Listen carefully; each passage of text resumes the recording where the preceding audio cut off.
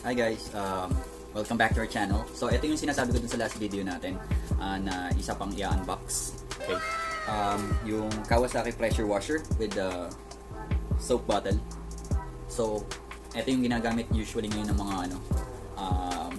mga motor wash, yung panglinis ng motor, panglinis ng aircon, yung mga pressure washer. So tara, samahan niyo ako. Unbox natin to. Let's go!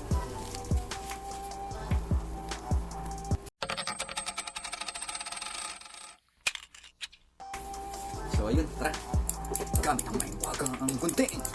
Ginagawa mo?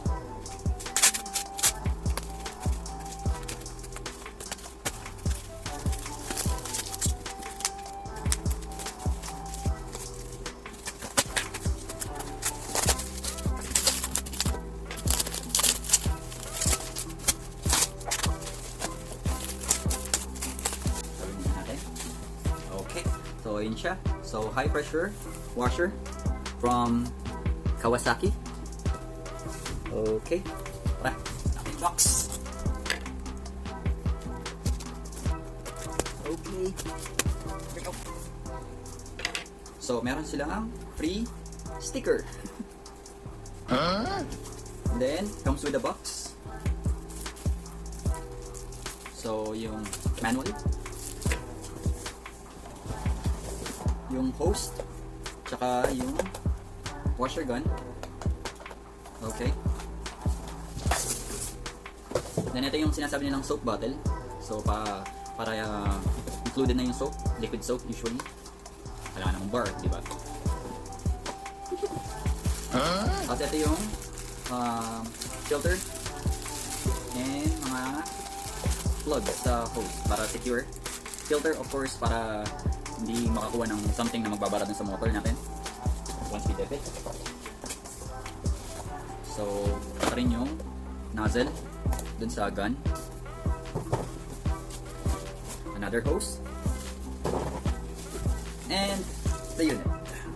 Okay, so ayun, secured naman.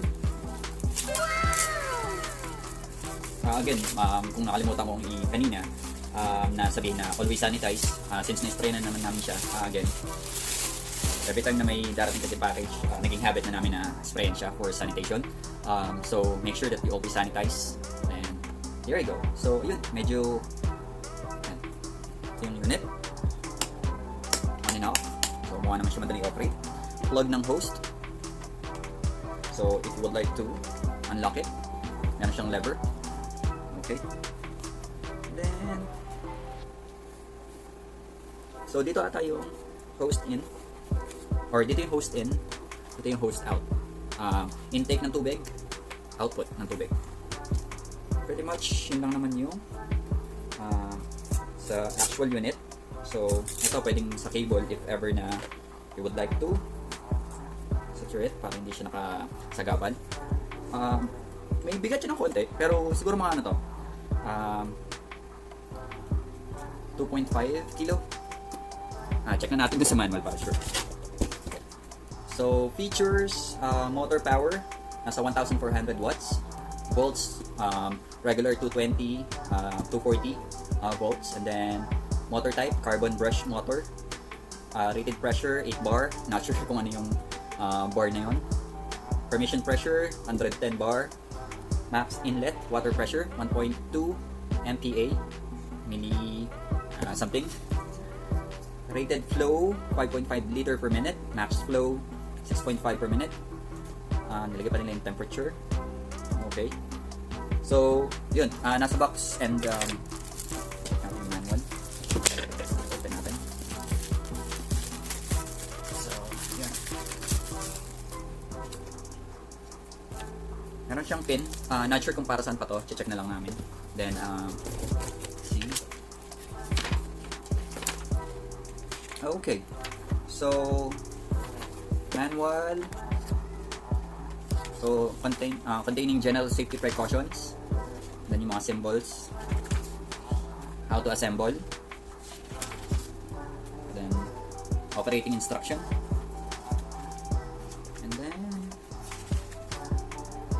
that's about Okay, cleaning tips, maintenance and storage. Ayun, meron din siyang troubleshooting step or tips if ever na may malfunction or may something hindi gumana. So, this will be very useful. So, going back, yun, cable length niya, 5 meter, dun sa mismong power cable. And then, what else?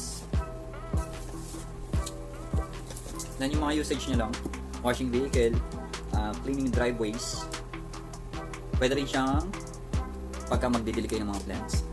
Yun nga lang, hinaan nyo yung pressure, yung output, hindi siya yung mismong talagang high pressure. Kasi na-adjust naman siya, so good. Then, try natin i-assemble. 2,000 years later.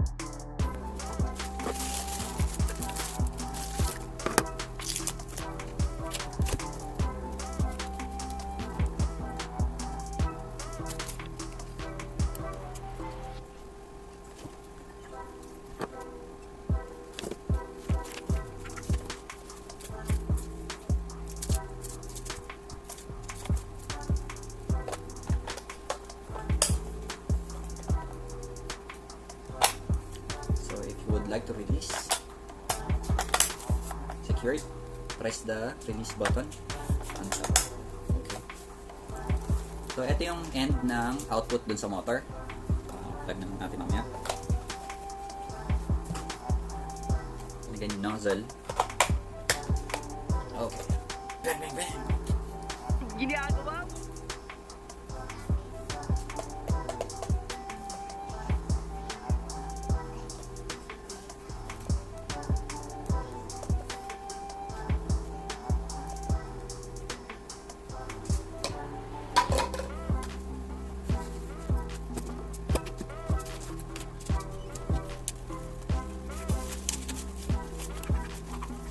Pala yun. Tara, try natin. Let's go. One eternity later.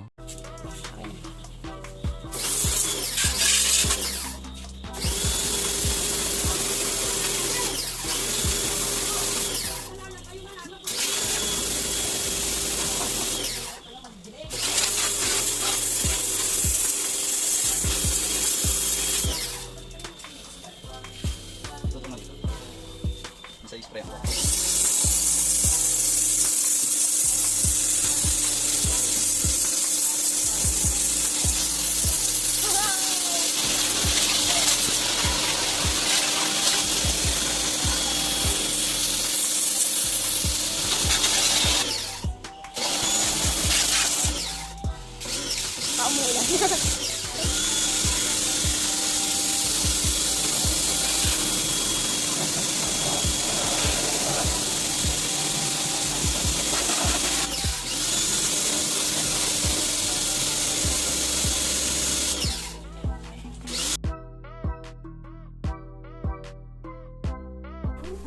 So ayun, kita natin yung performance. So again, yung additional description, nalagay ko na nandun sa description box.